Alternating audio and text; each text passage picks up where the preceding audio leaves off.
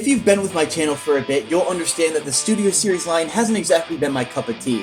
Having to feel like I'm walking on eggshells even attempting to transform one without it disintegrating in my hands is a very irritating and very likely and predictable experience. But after realizing that Studio Series 38 Optimus Prime is an engineering marvel and hating myself for expressing any semblance of doubt about that in my review on him, I kinda got an empty pit in my stomach because we've never really gotten the perfect blend of G1 and live action before. But in 2018, Travis Knight came in and blew our asses out of our seats for what is hands down the best 4 minutes of live action Transformers ever. Good fucking god, how does anyone handle this much information being shoved in their faces? Brawn, RC, Wheeljack, Cliffjumper, Bumblebee, all in the G1 Prestige.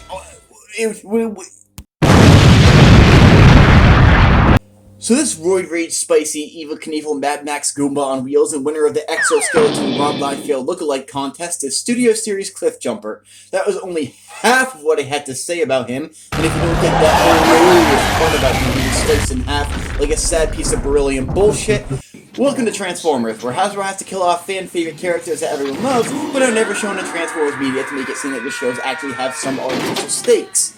Studio Series Cliffjumper, on one hand, transforms into a Cybertronian car, with a sharp black low-riding bumper and totally not Earth-based wheels to prove it. The proportions on this thing are the absolute bomb, with the round boy Barbie vibe that matches Cliffjumper well, but the paint scheme's extremely monochromatic. I wish they could have added something to bring out the slightly more high-tech spacey vibe that this thing is supposed to bring off. Oh, I've got an idea! A Made in Vietnam label stamped in a clearly visible clear plastic. Isn't that totally not a stupid idea? I do wish there were small windows painted on the side of the roof, or that they had at least painted the back end of the thing to have some kind of computerized or mechanical detailing. And while a lot of the Cybertronian alt modes in the live-action movieverse were incomprehensibly bullshit, with Michael Bay's signature splattered all over the thing, much like the entirety of the franchise, Travis Knight is here to show you how it's done. The hardcore singular headlight at the front of this thing is 5mm port compatible, making it awesome for some front gunner action. And there are absolutely no seam lines on this thing whatsoever. The way this thing totally manages to close itself off in extremely clean and perfected fashion is actually amazing, especially for Studio Series figures with all their blow your brains out complexity. Talking to you, Studio Series 49, you piece of shit. Even in Travis Knight's iteration of a Cybertronian alt mode, it isn't going to be everyone's cup of tea, but this thing looks metal as fuck! Now help me out to understand something a little bit here.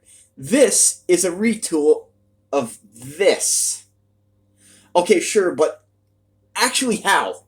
I'm getting annoyed by retools for the most part, especially with Earth Mode Ultra Magnus being a completely dickish on-the-nose retool of the Siege version with nothing changed except for the front of the vehicle mode to look slightly more Earth-like. And yes, I know, shame on me for wanting something new and innovative for my favorite goddamn character, but honestly, the way this thing does it actually works pretty well. On the robot mode.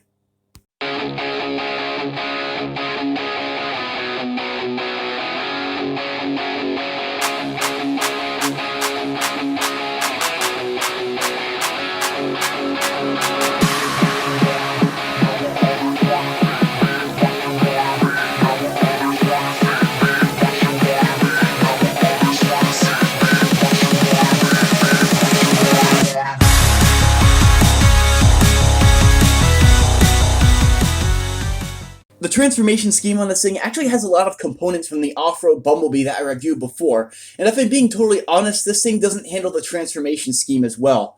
Don't get me wrong, the transformation still friggin' rips, and this is by far my favorite mold out of the Studio Series. The problem with the head popping off isn't as prominent on this copy, but it's still kind of a pain in the ass when you're doing it in stop motion. But getting the shoulders to tab in past the back hinges involves some bending of what feels to be extremely fragile plastic. The side leg panels that have to rotate on a vertical hinge are inhibited by the wheels and wheel wells, which have to be sandwiched in to form about 2/3 of the leg. But these hinges are A, made of clear thin plastic, and B, have a lot of outside stress paste upon them during the conversion scheme. With the fact that pegs don't hold the front of the vehicle mode any longer because they managed to break off the front of the thing, I have to be extra stupidly careful with this. And here's the absolute bullshit part. The sides of the legs will not tab the fuck in. As a result, the legs can wind up looking like a cluster of absolute bullshit, and trying to animate with them can be a bit of a conceptual nightmare. But other than that, the head sculpt is drop-dead gorgeous.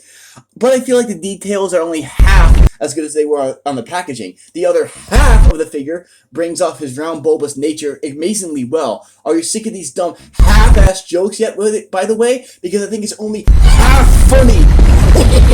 Kill me. Anyways, there is a component of the chest that makes no sense to me in the way it plays out. On Studio Series Off-Road Bumblebee, the flat plate was used as a real Jeep bumper, and the full vehicle mode chest was underneath the thing and folded out to deploy a more jagged and detailed look that organically blended into the figure as the front of the Jeep. But this thing uses the ass end of the car to fold underneath the chest, which is sculpted to look like the front end of the car, but meanwhile, the actual front of the car is where his feet are supposed to be.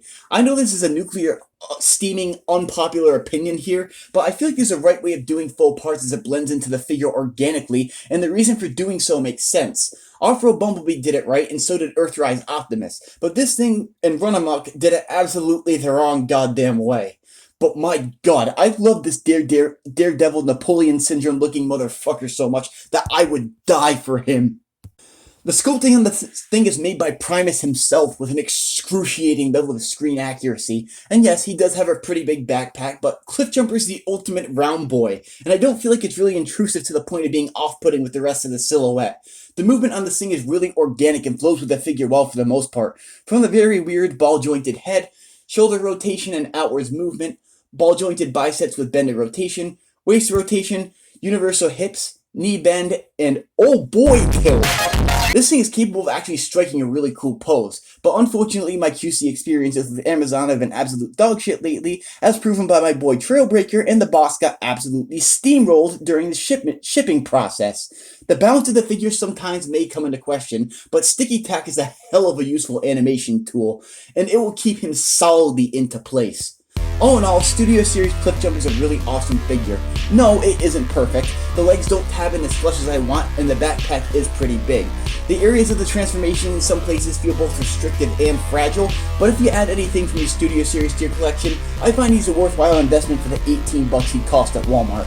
This is going to be my last video until probably around the end of the year because A, I need a break, this shit's a lot of work, and B, I'm probably going to be working on a long-awaited Masterpiece review that I think I owe you all.